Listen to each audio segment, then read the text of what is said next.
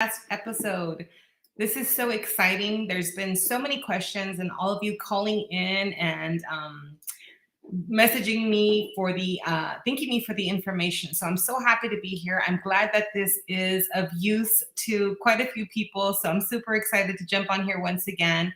Today we're going to talk a little more about the brain. There were some questions about the brain, like, oh no, does that mean that I'm stuck this way? No, no, no, you're not. And we're going to give you guys some resources today so we can figure out a little more about how we're going to restructure the things that we've been thinking about, the habits we've been engaging in that are not producing the most positive results, right? So it's not like it's a bad, horrible thing. You guys now know. So I always share with people that it's very important for you to learn new information, because you do the same thing over and over again until you learn new information. Then it's entirely up to you to apply the new information to make your life a little more conducive to what it is that you want to live in your life, right? So we're going to talk a little more about that. I want to talk about New Year's resolutions, right? It is January 5th today. We are 5 days into the new year. We covered a little bit on Tuesday, about how it is that many people fail. And I say that with quotation air quotes, right? Because it's not really a failure when you look at why you've kind of defaulted back into your previous pattern. So let's just talk about how we default. We're going to review a little bit about what the brain is and how it knows what it knows. Remember, it's just all old information, and it just repeats the same thing over and over again. The beautiful thing is, just because the brain does repeat information, it doesn't mean it's a bad thing. So today I want to talk about how it has been repeating the non-productive patterns, but also it's very teachable, and that's a very positive thing. So the brain is a very teachable thing, and you can actually teach it to build productive new ones. So we're going to go ahead and dive in. I want to share a couple of individuals with you. I'm going to be giving you again some resources a little later on as they kind of intertwine into the topics we're going to be sharing today. But I just want to let you guys know that if you guys are having these negative thought processes, these negative thoughts, sometimes there's beat up sessions because you have them. So initially, again, we cannot control the thoughts that come in, but we do control how long they stay there. What is really unfortunate, and somebody called in and shared, is how come we don't have to think about bad stuff? It just comes in.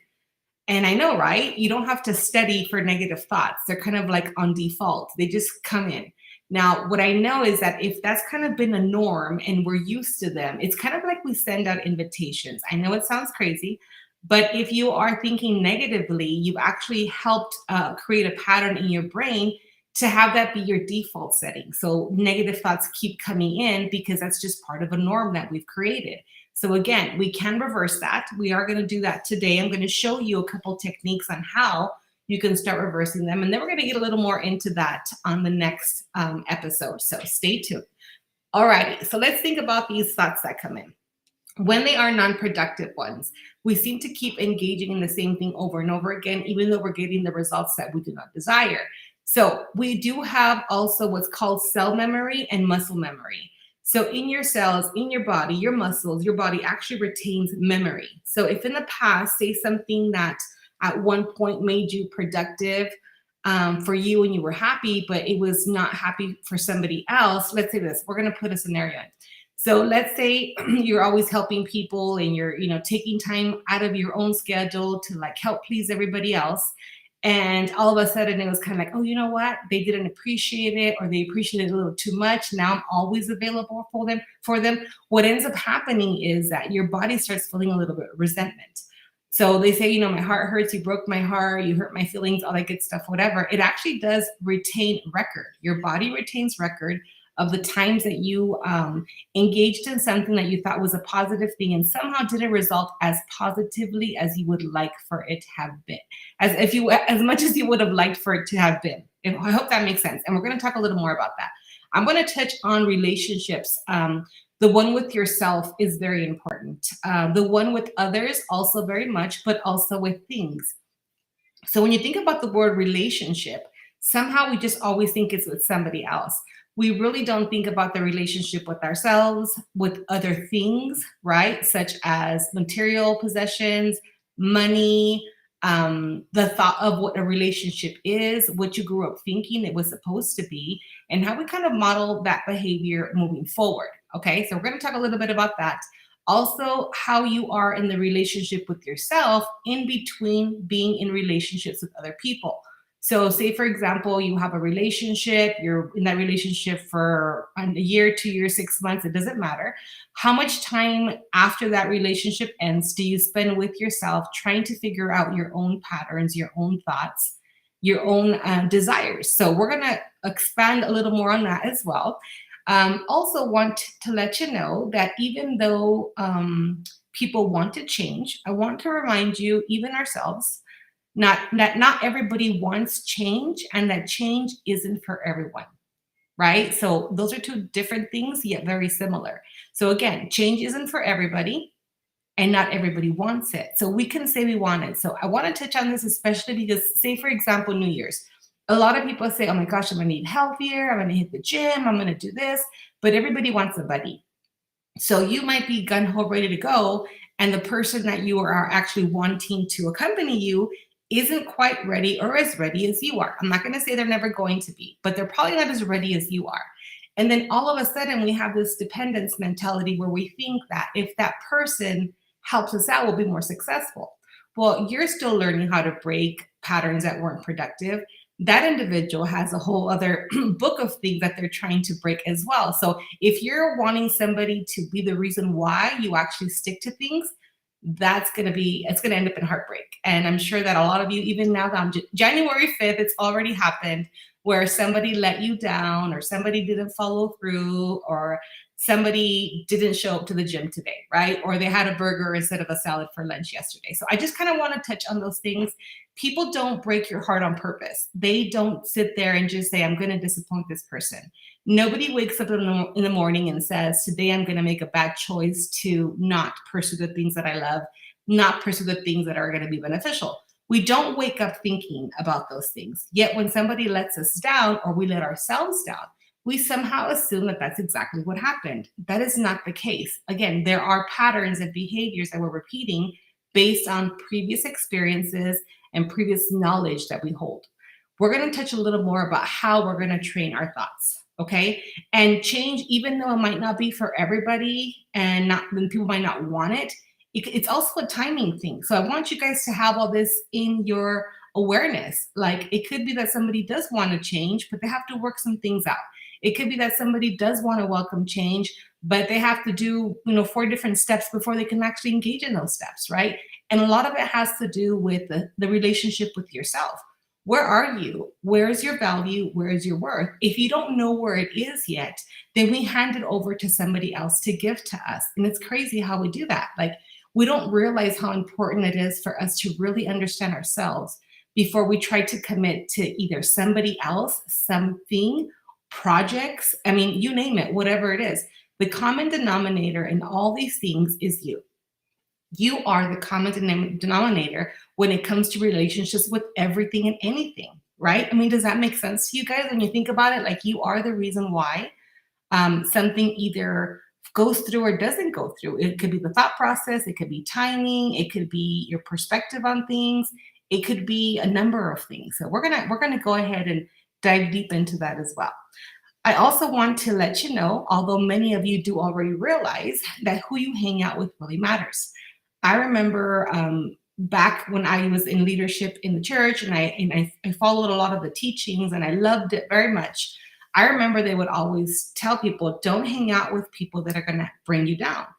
And, a lot of us are like, well, why? Jesus hung out with sinners, and Jesus tried to help everybody. And I remember that was a huge topic and a huge conversation in one of our group meetings. And now I have a better understanding as to why it's so important to keep yourself in a vibration of healthy individuals that are going to help empower you to make changes. So change is already challenging enough. If you are around people who are not encouraging the change, and even though we tell ourselves, oh, but I'm going to just set the example and I'm going to help them, that's fine. But why are you taking the responsibility? You're already going to challenge yourself to make the changes that you need to make. Why would you try to take everybody on with you? It's a little heavier to carry, if that makes sense. So I'm not saying don't hang out with your friends. Don't, be around the people that you love. I'm encouraging you to find a circle of people who are already living the life that you want to live. Why? Because they already know how to get there and they can teach you how to do it. You'd be surprised. A lot of people who are successful, who are living healthy lives, who have healed up from a bunch of trauma, who have healed up, anxiety, depression, you name it, they would love to teach other people. But part of their healing process required them to pull away from the norm, the people, the group that they were used to really get to know themselves, to get through the healing process. And they were also taught, many of us, that you cannot help anybody else if you can't help yourself, right? You can't pour from an empty cup. You guys have heard all these quotes all over the internet. It is so important that we understand that even though you do want to help people, that you understand that not everybody wants to change, that not everybody can actually sustain the change, that not everybody is ready for it because the timing is not right. So once you take all these things into perspective, you work through the guilt of working on yourself, because if you are used to always helping other people, or you want people to come with you when you're engaging in these different changes and they don't, then your feelings get hurt. But at the end of the day, it's a lot easier for you to take care of you first, understand the map to get there, right? There's a roadmap. And then you can come back and help people. Can you say, hey, I'm going to take you somewhere I already know? Somebody had made a comment a while back. There was a client that I started seeing, and she wanted to save the world. And I remember I had this revelation of a cave when she was talking about it. And she said, I just want to help everybody be happy and, love life and everything. And I'm looking at her and she's coming in saying, I'm a nervous wreck, I'm this, whatever. And I started staring at her, not in judgment, but in love. And I'm looking at her like, where are you taking them? And she's like, well, I just want them to be happy. I said, well, are you happy? I just want them to not feel sad anymore. I said, well, do you not feel sad anymore? And she just looked at me and got very emotional. Now, I wasn't trying to be mean, but she reminded me of me. I saw her and I saw her with the eyes of love and compassion. And I understood her goal. I knew what she wanted. But the question was this: how can you be a guide to somewhere you've never been? How could you provide a tour for somebody if you don't know what the road looks like? It doesn't make any sense, right? Like, that's logical. But at that moment in time, we're not thinking about it. We're just wanting people to get better. And many of the people that I've attracted are empaths that are willing to help everybody else, put themselves on the back burner, suffer with lots of anxiety and depression because they are trying to take on the whole world. They do want to save everybody, and their heart's desire, their heart's in a beautiful place, but the heart and the mind aren't connecting. You do everything for everybody else and you have nothing to pour into yourself. So this is also a pattern that I help people break out of, because it feels good to do it. But this is where our value comes from for many people, right? You feel valued and you feel worth when you're making somebody else happy. Few weeks ago, I went on live on my social media account, and it was just kind of an impromptu hurry up and go live, and right around New Year's, right before the new year. And I was talking to people about how sometimes we've helped people so much, and we call it help, but I tell people all the time, go back and assess and see, was it really help? Did whatever you do for this individual help change their patterns, help change the way they're viewing life, help change the way they're realizing that they need to make whatever changes they have to make? And unfortunately, 8 times out of 10, you look back and say, no, they keep calling me for the same thing. They keep having the same issues, maybe different situations, but same patterns, right? So I want to cover this because I want you guys to know, again, it's not your fault. There are times where you will have to pull away from a lot of people. Why? Because you need to understand what you are and who you are first. You need to train to be this guide to help other people. And even though that should not be the first reason why you do things, for many of you, it is the reason why you do what you do, because you want to do it for other people. So I just want to ask, if you had put all that time and energy into understanding your own patterns that are not as productive as you would like, if you took all that time and energy and poured it into your own growth and your own healing, where would you be today? Where would you be? And I want you to have a vision of that. Again, the brain understands in pictures. So I want you to have a picture of what your life would look like if you pour time and energy into yourself, if you started using the tools that I'm going to be teaching you, if you stopped to breathe and said, what do I want today? What do I need to do? How do I need to change my life? What is it that I've been complaining about? What is it that I beat myself up for almost on a daily basis? Why am I so sad? Why do I feel so anxious? I'm going to challenge you to ask yourself these questions because a lot of people just say, this is just the way that I am. And I say, okay, can we normalize more of, I need to change these things. This is the way I am. However, I'm willing to learn, to change, to grow because this is a little frustrating now. And I'm all about getting frustrated, every emotion that comes in, and then process it.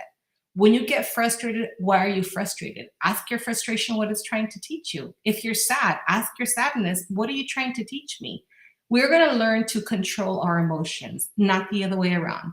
The emotions were never intended to control you. You are to control the emotions that come in, and that is a process that you will learn to do. You can totally learn to do this. I do want to share that, it is bittersweet when you're growing. When you're trying to change your life, first of all, it's a little uncomfortable. It's not the same. It's like having a comfy pair of sweats and then all of a sudden, they're worn out and you can't use them anymore, or you can, but they have too many holes and the wind's coming in or whatever. And somebody gives you a new pair of sweats for Christmas. It's kind of like, okay, these are cute, but it's going to take me a minute to adjust because I'm so used to my other ones because you broke them in. Another example I used recently with a niece of mine was a pair of jeans. Some of us girls like the jeans a little snugger than others, right? But when they come out of the dryer and you put them on and they fit perfectly, you're like, oh my gosh, this feels so good. And then with the wear and tear during the day, they start getting saggy in all the wrong places. So I shared with them, okay, so think about this. Change is kind of like putting on this new pair of sweats or having to throw your jeans back in the dryer because you can wear them and they fit fine right in the dryer. They get saggy and you say, oh man, it is what it is. No, you can put them back in the dryer and make them feel that way again. You just don't because you just don't think about it, right? So there's so many things that we're going to learn to do instead of just saying, oh, well, it is what it is. We're going to say, you know what, this is the way it is. I'd like to see it come this way instead. I like to see it show up in this area as well. So then we're going to go ahead and start doing all these things. Another thing I want you to remember, I want you to really, really know this every single day of your life, that every day and every moment can be your new year. You don't have to wait for 2024 to start again. You don't have to wait. You don't have to wait for a new day. So if you wake up in the morning and you set the intention to exercise and eat healthy and all that good stuff or whatever, that's awesome. Guess what? If you do not, if you fail, again in quotations, right? If you do fail, just make a better choice the next time. Make a better choice in the next meal, right? If you didn't have a chance to exercise at 5 in the morning because you promised yourself you were going to, well, just do it at 5 o'clock at night. Like I started doing so many things yesterday, and I really like to keep myself accountable and say, whatever I teach, I need to make sure that I'm also following. If not, what kind of guide would I be, right? So here we go. I'm in the sauna at 11:30 at night at my house last night, just because I said I was going to do it, early in the morning. Well, I didn't wake up early in the morning. It didn't happen. I had other things going on. Now, in the past, I would have engaged in negative self-talk, and that would have done nothing. So I said, you know what? I don't have to get in the sauna, but you know what? I said I was going to. So I went ahead and jumped in the sauna for 30 minutes, had a nice little meditation, relaxed moment, and I just love that I did that last night. Now, if I hadn't done that, because I've trained my brain to not beat myself up, I'm like, okay, you know what? Maybe today, maybe tomorrow. But I don't just give up. I don't just say, oh, well, I didn't do it. Now I'm going to quit and then pursue the negative or the non-productive patterns once again. No, you stop it. Here's what I want you to please, please, please do. Please stop keeping score. You're already winning. You've survived 100% of your worst days, literally. When you go back and you look at that and say, okay, there's been times where we have not made the best choices. Who cares? You're still here, you're still standing, and you still have an opportunity to make the changes that you so desire to make. And let me tell you, if they weren't for you, you wouldn't continue to have those desires. So obviously something's happening for a reason. All right, so let's talk about this brain here. Again, because we're repeating these patterns, we're going to break ourselves out of these old habits. I want to recommend a couple of resources before we move forward. There is high performance coach. His name is Brandon Burchard. He has written an amazing book called The Motivation Manifesto. I want to recommend that to you guys. I will be posting it here. We're live on Facebook, on YouTube. I know we'll be on Spotify in a little bit. We're going to post that up there, and it's audio, but I'll have my assistant put that in the description. Again, Brandon Burchard, he did write a book called The Motivation Manifesto, And it's just a group of poems that help you kind of put things into perspective, help in the awakening, I'm going to say. He also has a book called High Performance Habits for coaches and for people who are trying to understand themselves and their habits, and give suggestions on the things that you can do to create healthier habits. That's one resource for you. There is somebody else. His name is Dr. Joe Dispenza. He studied biochemistry and he has a degree and an emphasis in neuroscience. So he has a book, very important book that I want to recommend as well. It's called Breaking the Habit of Being Yourself. And there's also another book called Becoming Supernatural. So the reason why I want you guys to learn about these people, because I don't want you to take my word for it. I always want you to do your own research. There are so many things out there that people have discovered that'll help you implement all the positive changes that you need to make to get to where you want to be. And it's not going to be overnight, one day at a time. That's why it's so important for you to understand that you can begin at any moment, that you don't have to beat yourself up, that you don't have to read all these books in one shot, but that there's information out there. There's resources, there's help, there's hope. There's so much for us out there. It's ridiculous how much this industry has grown. I'm super, super grateful for it. Another resource is Dr. Bruce Lipton. He is a biologist, a cell biologist, and he's renowned for his work in epigenetics. And I want to put this information out there to you guys, because once you understand that it is a lot about environment, then you have initiative. You take initiative to do so. Some people say like, oh, well, my mom has high blood pressure. My dad has this. We say it's an inherited trait. Not the highest percentage that you would think it is. That it's not really inherited per se, 100%. A lot has to do with your environment. And that's not just physical ailments, you guys. Those are emotional, energetic, personality. There's a whole bunch of stuff going on. So yes, you were birthed from somebody who might have had issues, let's say, but you can always change them. So the work that he does brings into light a whole bunch of the things that you can take control over, and not sit there and say, hey, I just inherited it. It is what it is. This is what my family does. They've always done this way. This is what I learned, and that's it. That's fine and dandy. That was before you listened to me today. So awesome books as he's written is The Biology of Belief and The Honeymoon Effect. Those two are amazing books. Joe Dispenza, again, has so much out there on YouTube, you guys. You guys can find these people on YouTube's amazing books. They're on podcasts as well. Another person I want to recommend to you guys is called, his name, Lynn McTaggart. And she is an American alternative medicine activist. She's a lecturer, journalist. Like, she's out there doing a whole bunch of stuff. She wrote two very important books. It's called one of them is called The Experiment, and the other one is called The Power of Eight. She's written so many more, but those two really share about how intention can change everything. She has the book called The Power of Eight. She had a group of 8 people together, and there was a petri dish. They were doing an experiment, and everybody set the intention to heal whatever ailment was in that petri dish in a lab. Nobody touched it. Nobody went to go visit it. Everybody just got together and with their mind literally went in and changed the dynamic of what was in that petri dish. I mean, the story is phenomenal. There's so much out there that proves scientifically that we can do so much just by changing our brain, our thoughts, our intentions. So this is why I want you to understand the importance of understanding the importance of understanding that your brain, even though it has been on default settings with non-productive things, you guys, you can always change the setting. Dr. Joe Dispenza is a chiropractor. He is now renowned, does amazing work in neuroscience, helps people heal themselves. He's a chiropractor.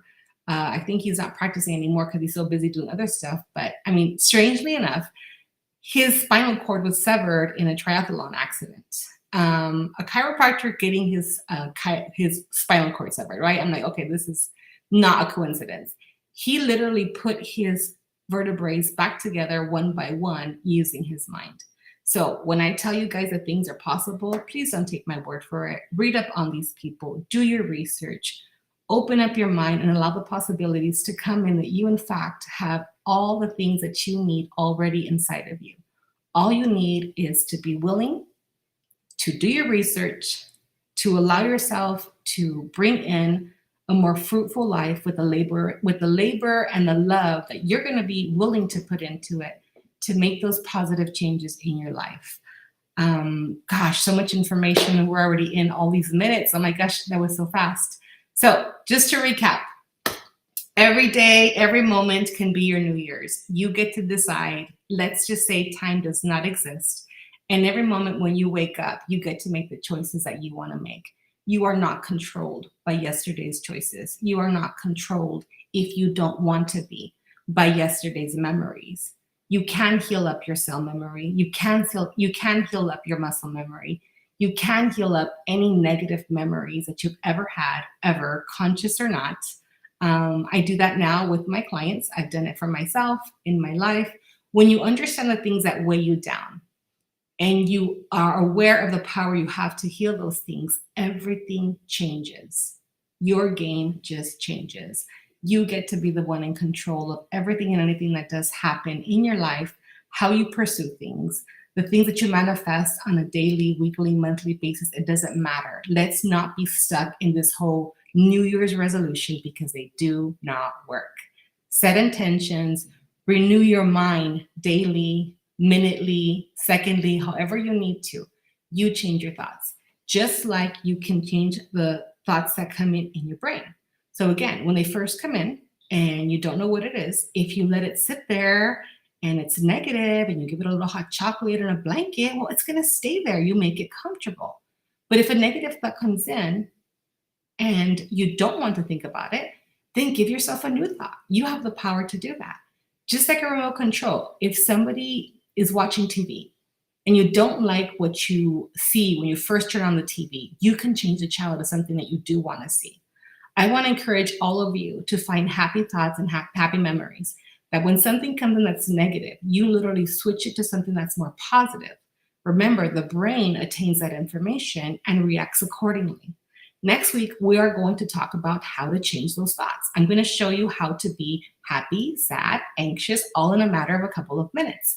Show you how to use your remote control. We're going to dive into a couple of exercises because it is so doable, and I want all of you guys to be a part of your own healing and take it into your own hands. Thanks so much for being here, you guys. I'm so excited to hang out with you guys. I'm looking forward to being on here once again on Tuesday. If you guys have any questions, please feel free to write in, to comment. We are on Instagram. We are on Facebook, YouTube, TikTok. We're all over the place.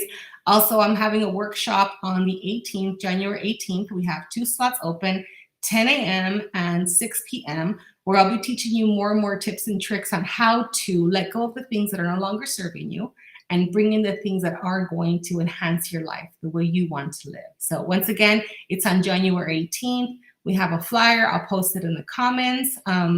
Please reach out to us. You can reach me at coachvelia.com. Velia, and also Velia at Coach Velia. You can email me there with any comments, questions, any scenarios, and we'll help you work them out. Have an amazing day, an awesome weekend, and we'll talk to you guys soon. Bye.